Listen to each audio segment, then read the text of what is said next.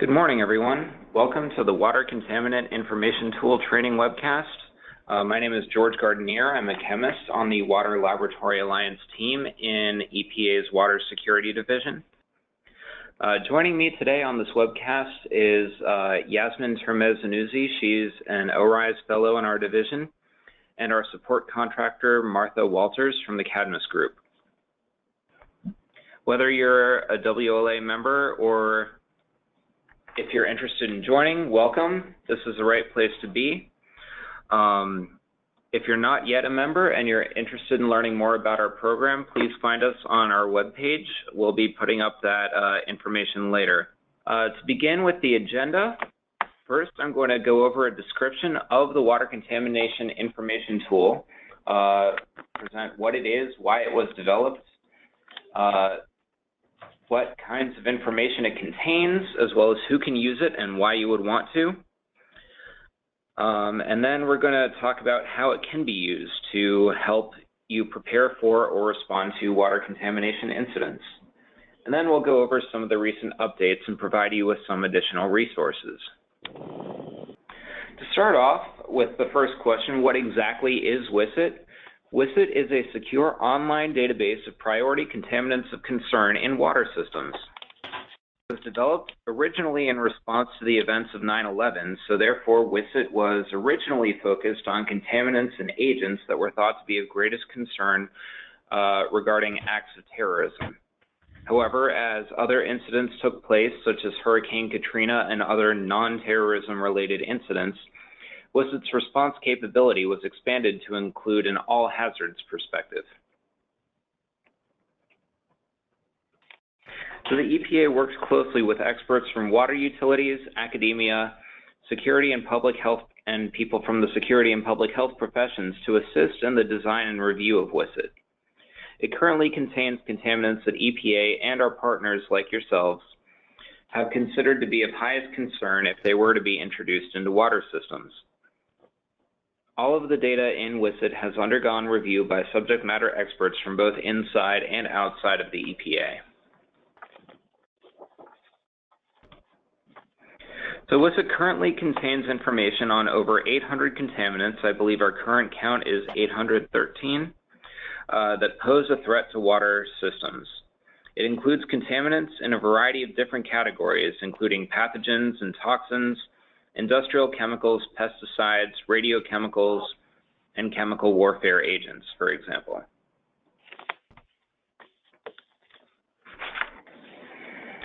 Most contaminants in the database are considered lab methods profiles with information on contaminant identification and the available analytical methods that you can use to detect those contaminants. However, a growing number of them, currently I believe our number is 114, are full profiles, and they cover a whole range of information. The topics are listed on this slide. The wide range of information in a full WCIT profile reflects EPA's intention that the database support a wide range of users. So, who are those potential users? Although the data in WCIT does come from publicly available published sources, the EPA controls access to WCIT data because the compiled information is considered to be sensitive. So access is only granted to specific types of users, including employees of drinking water and wastewater utilities, state primacy agencies and laboratories, public health officials and public health labs, federal employees, including those of the EPA, and certain drinking water and wastewater associations. In order to gain access to WCIT, you have to register in advance. And after we receive your information, there's a check to make sure that your organization is eligible for access, that you're currently employed there, and that you're the one who made the request. If everything checks out, then you will be granted access to the database. And the process isn't instantaneous, and it may take up to a few days, but normally we try to respond within 24 hours. But the idea is that you should register in advance before you find yourself in an emergency situation. So what are some of the uses that you can use WCIT for? Water systems tend to face a number of threats coming from a variety of sources, and WCIT has been designed to assist utilities in all phases of the response, including prior to, for your preparedness efforts, during an incident, and even after the incident has taken place. And WCIT does this by providing information on contaminants, including physical properties such as the stability in water, risk factors that can help you identify and address safety concerns, and possible treatment and decontamination options. As I mentioned before, WCIT is designed to help you prepare for an incident. In particular, WCIT can be used during exercises, including tabletop and full-scale exercises. And when it has been used during these exercises, including some of the partners listed on this slide, it has been found to be an effective and helpful tool and has been beneficial to participants in various roles of these preparedness activities. During an incident, WCIT can be used by different types of responders. For example, analytical laboratories can use it to obtain methods to detect these contaminants and identify potential safety risks associated with handling samples. Emergency responders can obtain appropriate field methods and identify sample handling considerations. Medical and public health officials can use it to assist with diagnosis and treatment of anyone who might have been sickened or poisoned. Utilities can use it to learn about a contamination's persistence, fate and transport, and other properties, and to identify treatment and decontamination options. Additionally, WCIT helps utilities by providing public information officer reports. Many water utilities have indicated that these reports made it much easier to communicate with the public and the media. These information officer reports have also been helpful to state or federal officials involved in coordinating the response and communicating with the public. Finally, the data in WCIT can assist with the return to service processes after an event by providing information on topics like wastewater treatment processes, infrastructure decontamination, laboratory methods to confirm that your decontamination efforts have been successful. Just give me one moment to switch over to the live demonstration.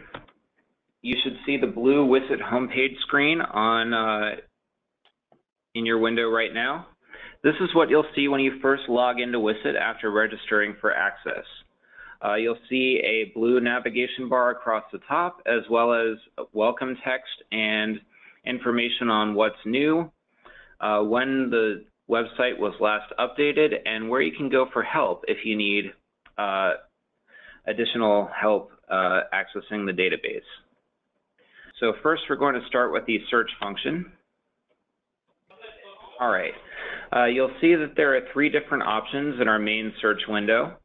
If it's a chemical contaminant that you're interested in and you know its chemical abstract service number, you can type it in. Second option, which you may use more often than any other, is something we call all WCIT data. And that's used if you are interested in trying to identify the contaminant. For example, if people are calling in and reporting specific symptoms like headaches, for example, you can type that in and it'll run a search of the content of the different profiles.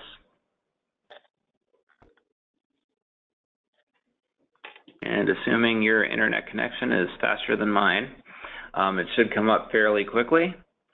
And you'll see a list of relevant profiles that come up. And for example, you'll see a list that includes available data. I'll come back to that in just a minute.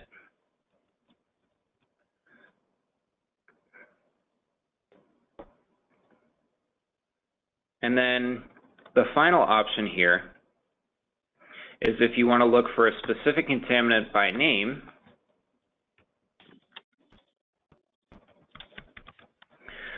you can search for it directly. And you'll see that it'll show up. So with that, why don't we go to the actual WCIT profile. You'll see here that this is the beginning of the contents. On the left, you'll have a navigation menu that talks about the different types of information that are present in every full WCIT profile. And the first two are checked by default, and that is general contaminant information and the contaminant summary, which provides an overview of the information presented in the other sections. Now, if you want to see the entire profile, on the left, you'll check this Check All button, which will select all of the different topics and then reload the page. And then if you're interested in finding out where the information comes from, you press the View References button, which will then show you links that appear off to the side. And if you click those links, that will take you to the page source and the citation information.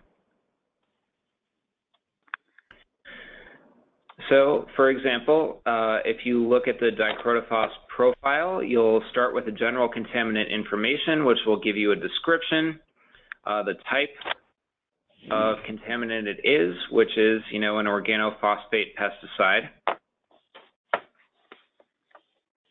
And then we'll go to the contaminant summary, which, as I said before, summarizes the information presented in the other sections of the profile. So if you want a quick overview, this would be the section that you refer to first.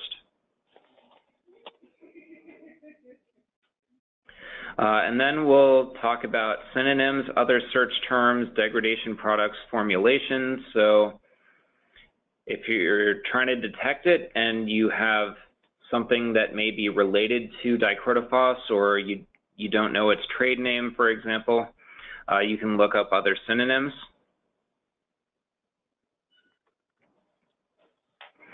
Then we get to physical properties, which will tell you things like boiling point, density, melting point, molecular weight, solubility, contaminant availability, usage, publicly available, for example, production difficulty, what its occurrence is if we have information, applications of known and existing regulations, properties related to fate and transport that talk about environmental stability, reactivity in the environment and in water, reactivity to disinfection techniques.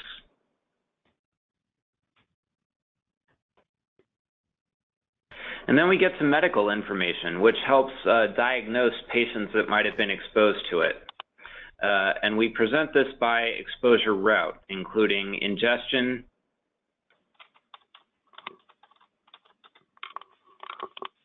and it describes the symptoms that you might experience from that exposure route. So we have ingestion, inhalation, and dermal exposure routes.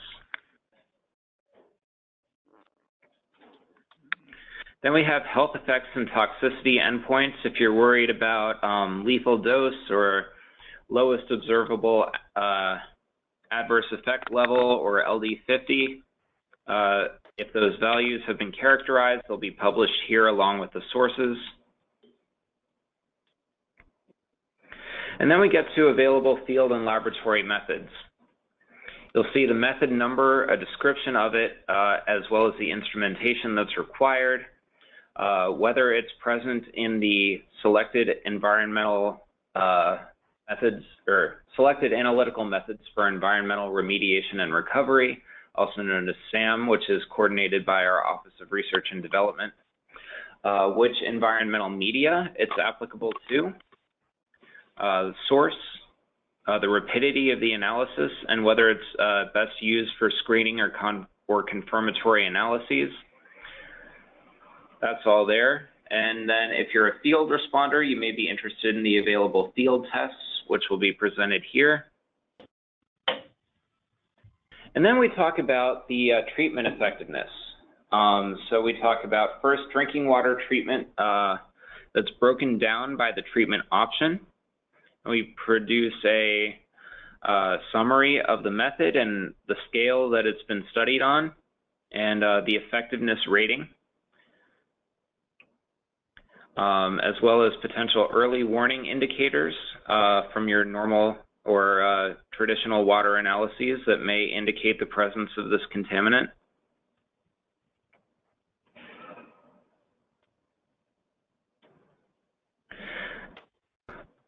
And then we have information on wastewater treatment by treatment type. Again, we're going to discuss the performance, study conditions, and the effectiveness, as well as potential environmental impacts of that treatment technique. And then we'll present infrastructure decontamination options, as well as the effectiveness if available. So with that, that's a brief overview of the information in a WCIT profile. You'll notice across the top that we have 3 additional menus. This is first the Information Officer Report. And this is essentially a printable version of the general information, contaminant summary, other names and forms, and availability. So it's a printable version of an overview of the contaminant that can be used for coordinating between the different response partners involved in the response efforts, as well as coordination with other government entities and the public. This is intended to be shared with information officers, with other government officials, and those communicating with the public to make sure that everyone is sharing the same accurate information and keeping a consistent message. So even though the database itself is considered to be sensitive, this information officer report is not sensitive, and you may share it freely as appropriate for your preparedness or response efforts.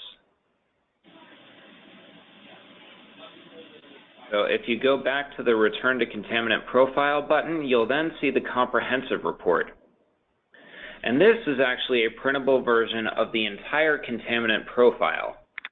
So, you know, if you're out in the field, if you're away from your computer or your internet is down, you can print this out and take it with you. However, because this is the full contaminant profile, we do ask you to not share the full version of the comprehensive report, except as needed for your official uses.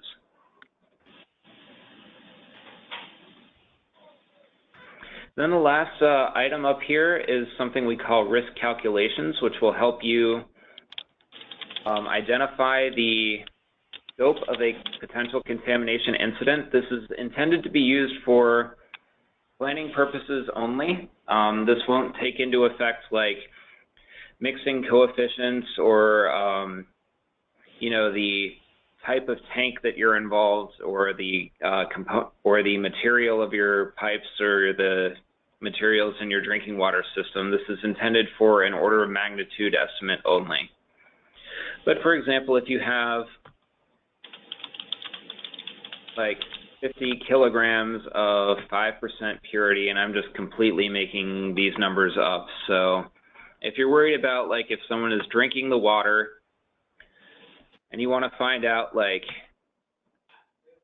how much, if you're concerned with LD50, you can do your calculation and you'll find out that 50 kilograms of 5% dichlorophos could potentially contaminate, you know, 2,500 gallons of water to the LD50 level.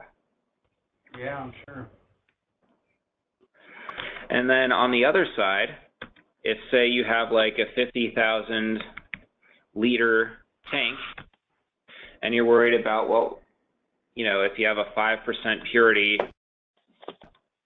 dichlorophos incident, it will then tell you, based on the volume of water you're concerned about, how much of that contaminant it would take.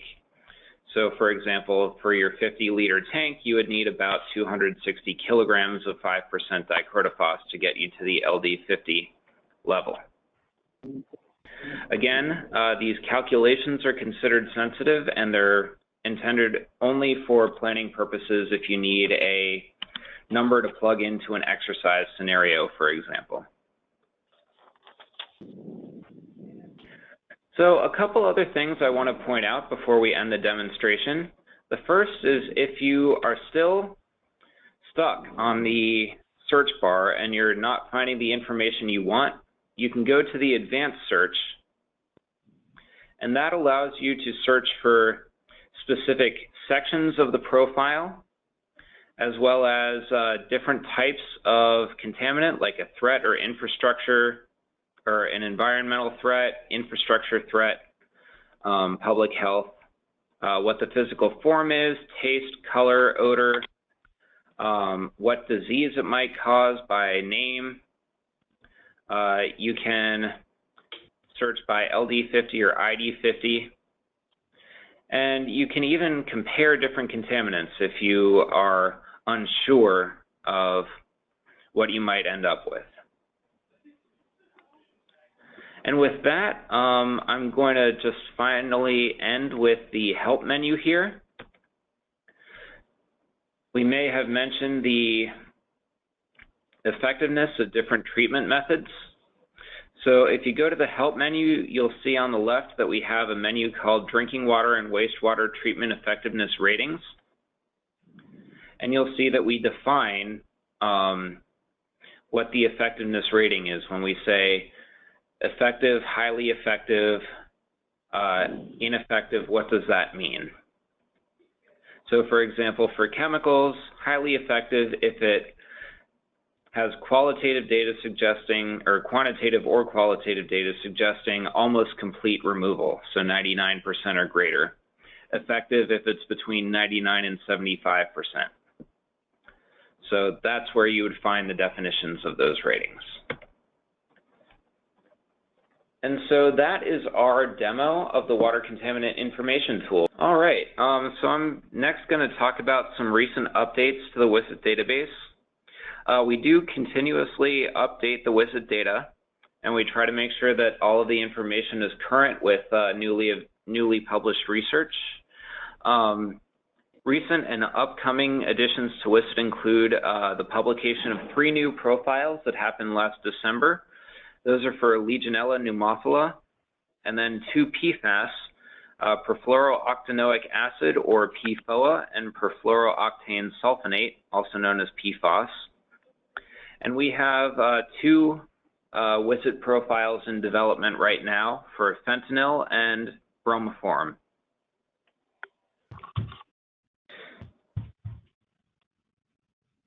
So the EPA WLA team continues to keep WCIT up to date with other EPA efforts, including the selected analytical methods for environmental remediation and recovery, as well as the Unregulated Contaminant Monitoring Rule, UCMR, and the Contaminant Candidate List, or CCL.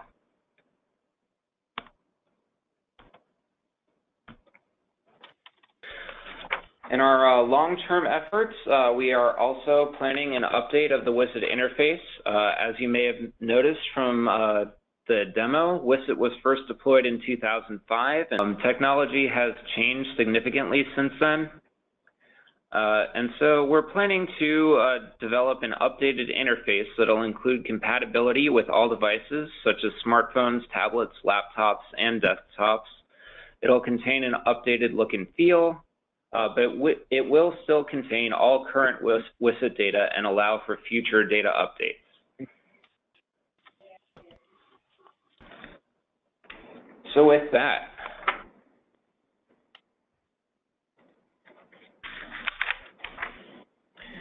before we wrap up, I'd like to say a few words about other resources you may find valuable. The WCIT team regularly offers webcast trainings on a variety of topics, some of which are listed here. But we encourage you to visit the EPA website to find more information about upcoming webinars and to register. These dates are for some of our recent webcasts, but we have additional dates coming up in the future, so please visit our website and see when the next sections are and sign up for future trainings.